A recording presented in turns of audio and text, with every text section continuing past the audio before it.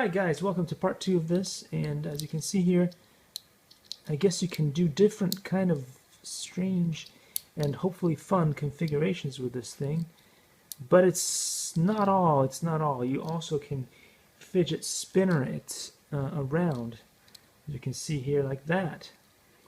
Wow, this is actually pretty cool. Comes in all kinds of different colors apparently, and I guess you can even, it's almost like stick figures, you could even do some kind of strange thing and make it stand up. Can this actually stand up? I don't know, maybe it can if you do that. Extra weight in the front, there you go. Pretty cool, pretty cool. So they made a spinner.